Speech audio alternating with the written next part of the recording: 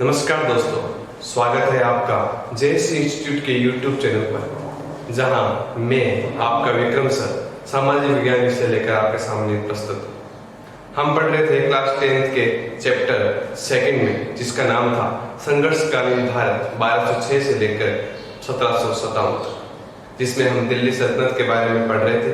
जिसमें हमने गुलाम वंश और उसके बाद में खिलजी वंश और तुगलक वंश हमारा थोड़ा सा रह गया था। उसी कड़ी को आगे जोड़ते हुए हम आगे चलते हैं, जिसमें हम पढ़ेंगे तुगलक वंश। तुगलक वंश में हमने पहले पढ़ा था दो शासक, गयासुद्दीन तुगलक और मोहम्मद बिन तुगलक। मोहम्मद बिन तुगलक के बारे में हमने पढ़े थे 5 योजनाएं। वो सारे मोस्ट क्वेश्चन है, तो उसको पिछले वीडियो में देखें और नोट डाउन करें। आज पढ़ते हैं फिरोज शाह तुगलक। 1351 से लेकर 1388। तुगलक वंश में कहते हैं मोहम्मद बिन तुगलक के बाद में फिरोज शाह तुगलक थोड़ा सा मोस्ट है, क्वेश्चन बन सकते हैं। तो 1351 से लेकर 1388। मोहम्मद बिन तुगलक का चचेरा भाई था कौन? फिरोज शाह तुगलक। पहला सैन्य अभियान भेजा बंगाल पर, लेकिन क्या हुआ? असफल। बंगाल की तरफ पहला सैनिक अभियान भेजा, आक्रमण किया, लेकिन क्या रहा? वो असफल। अब यहां से क्वेश्चन बनते हैं। नगर नहर बाग क्या है? नगर बसाए, नहरें बनाई, बाग बनाए, किसने? फिरोज शाह तुगलक ने। इस प्रकार से कॉमन करते हैं चीजें तो जल्दी याद होती। हिसार, फिरोजाबाद और जौनपुर ये नगर बसाए किसने? फिरोज शाह तुगलक ने। हिसार हरियाणा में, फिरोजाबाद, जौनपुर ये दोनों उत्तर प्रदेश में आते हैं। नहरें बनाई सिरसा में और हांसी में। वहां पर इन्होंने अकाल राहत कार्य के लिए बहुत अच्छे काम किए। अपने राज्य में जब अकाल पड़ा था उनके लिए, नदियों के लिए, तो इसके लिए उस समय उन्होंने नहरें बनाई, बाग बनाए अंगूर के, खरबूजे के। तो कुल मिलाकर बहुत अच्छे काम किए।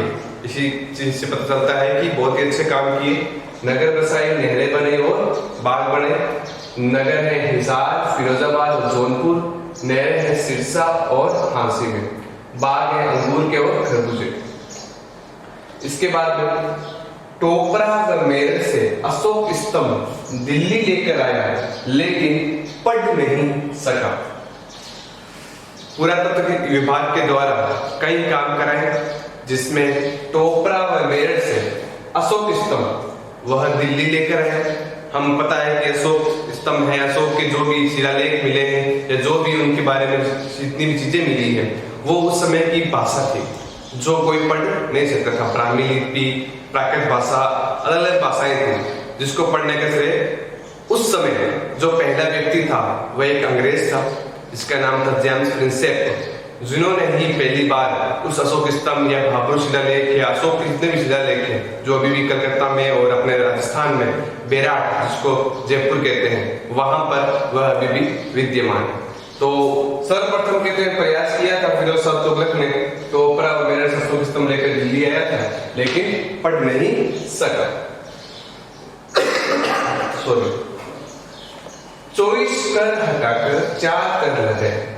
Very important. यही क्वेश्चन है जो आपके लगभग ज्यादा चांसेस है फिरोज शाह तुगलक से पूछने के लिए। 24 कर हटाकर कितने कर लगाए? 4 कर लगाए। मैंने कहा वेरी शॉर्ट, 1 नंबर क्वेश्चन बन सकता है, 4 नंबर का पूरा बन ही सकता है, लेकिन एक ही नंबर क्वेश्चन होता है, वो वेरी इंपॉर्टेंट होता है। तो 4 कर 4 टेक्स लगे। इसको हम कैसे याद रखेंगे? खज खज। क्या नाम है? खज खज। देखो, याद करने का तरीका अपना अपना है। अप्लाई करो, अच्छा लगे तो उसको यूज करो, नहीं अच्छा लगे तो अपनी तरफ से कोई ना कोई सिस्टम बनाओ जिससे हम उसको लंबे समय तक याद रख सके। जैसे मैंने आपको पूरा दिल्ली सल्तनत याद रखने के लिए उसके साथ जितने 500 वंश थे याद रखने के लिए ट्रिक बताई। आज इसमें भी है, क्योंकि ट्रिक उसी में बनाई जाती है जो लगता है कि 100% चांसेस है आने के, और उसको याद रखना भी जरूरी है किससे रिलेटेड क्या है। तो खज खज, खज खज के मतलब हुआ ख से खराज, ज से जकात, ख से खम्स, ज से जजिया। 4 कर के नाम है खराज, ज़कात, खम्स और जजिया। चारों ही मोस्ट है क्योंकि ये आगे भी आएंगे, इसलिए आपके लिए जरूरी है कि इन चारों को अच्छी तरीके से याद करें, नोट डाउन करें और जो ट्रिक बताई है यूज करो, आपकी मर्जी। खराज एक प्रकार का कर था जिसमें समझ लो भूमि कर लगान लगाते थे उस समय, तो उस प्रकार का कर था खराज। ज़कात जो मुस्लिम यात्री तीर्थ यात्रा पर जाते थे तो उनसे क्या लिया जाता था, कर लिया जाता था। फिरोज शाह तुगलक के समय की बात है। तो ज़कात उस कर को कहते थे जिसका मतलब ये होता था कि मुस्लिम यात्री अगर कोई तीर्थ के लिए यात्रा करे, अपने जैसे हज यात्रा है उसी प्रकार कोई यात्रा करे, तो उनके लिए क्या देना, टैक्स देना, कर देना। आगे है खम्स। खम्स मतलब लूटा हुआ धन। जब कोई आक्रमण करके वहां से जो धन लूटती है तो उस पर कोई जो कर लगाता है उसको कहते थे खम्स कर। मतलब जो लूट का माल होता था, जो लूट का धन होता था, उस पर जो टैक्स लगाया जाता था उसको कहते थे खम्स। अंतिम है जजिया। वेरी इंपॉर्टेंट, इसको नोट डाउन करेंगे और इसको याद रखेंगे क्योंकि ये आगे भी आएगा, आपके 2-3 बार आएगा, अकबर के समय, औरंगजेब के समय, तो इसलिए इसको याद रखना जरूरी है। मैं उस समय आपसे पूछूंगा, इसके बारे में बताएंगे। जजिया कर, गैर मुस्लिमों पर कर लगाना जैसे कि हिंदू। ज़कात जो कर है वो मुस्लिम यात्रियों पर था, उसी प्रकार जजिया जो कर है वो हिंदुओं पर था, ब्राह्मणों पर था। ठीक है। गैर मुस्लिम मतलब जो मुस्लिम नहीं है, कहने का मतलब उस समय कौन, हिंदू, ब्राह्मण जिसमें आते थे। जो ब्राह्मण और हिंदू यात्रा करते थे, अपन जैसे अमरनाथ की यात्रा करते हैं, वैष्णो धाम की यात्रा करते हैं, उस प्रकार की यात्रा करते थे, उन पे जो कर लगाया जाता था वो था जजिया कर। वेरी मोस्ट, कहने का मतलब हिंदुओं के खिलाफ जो कर लगाया था वो जजिया कर, और जो मुस्लिमों के खिलाफ जो कर लगाया गया था वो ज़कात। तो इस प्रकार से 4 कर है, खज, खराज, ज़कात, खम्स और जजिया कर। खराज हमने पढ़ लिया भूमि कर है, ज़कात है मुस्लिम यात्रियों के लिए, खम्स है लूटा हुआ धन है, और जजिया है गैर मुस्लिम पर लगा हुआ कर। ये चारों ही मोस्ट है। जो इस कर को हटाकर सिर्फ 4 कर रख दिए गए। वेरी इंपॉर्टेंट, इसको तो छोड़ना ही नहीं है, आपके बार बार आएगा इसीलिए। उसके बाद फिरोज शाह तुगलक के अच्छे अच्छे काम को देखकर इस समय इनके जो दास होते थे उनमें लगभग कहते हैं बहुत वृद्धि हुई थी, कहते थे लगभग लाखों में चले गए। इसलिए एक अलग से डिपार्टमेंट बनाया गया, एक विभाग बनाया गया। तो दासों की वृद्धि के लिए एक नया विभाग, जिसका नाम है दीवाने बंदगान। दास क्या होते हैं, बंदी होते हैं, उसी प्रकार से दीवाने बंदगान। आपके पहले भी एक क्वेश्चन आ चुका है, मैंने पूछा था पिछले साल जो 10th बोर्ड में आया था कि दीवाने आरिज क्या है, ऐसे क्वेश्चन पूछ लेते हैं। जैसे हमने पढ़ा था बलबन का जो सैन्य विभाग था मंगोलों को आक्रमण के रुकावट के लिए, वो क्या था कि दीवाने आरिज था। इसी प्रकार वो क्वेश्चन तो आ चुका है, तो अब इस बार इसके चांसेस बनते हैं कि दीवाने बंदगान क्या है। तो दासों की वृद्धि के लिए उनके लिए एक अलग से विभाग बना देना।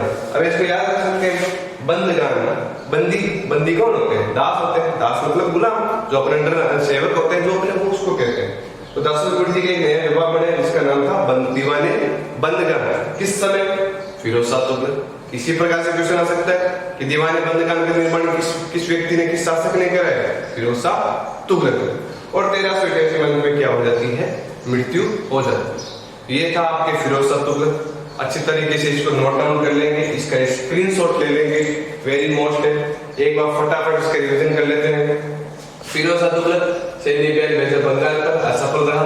नगर, नहर और बाग, नगर कौन कौन से, अपने हिसार हो गया, फिरोजाबाद हो गया, जौनपुर उत्तर प्रदेश में आते हैं, ये हरियाणा में आता है। नहर कौन कौन सी, सिरसा और झांसी में बनाई।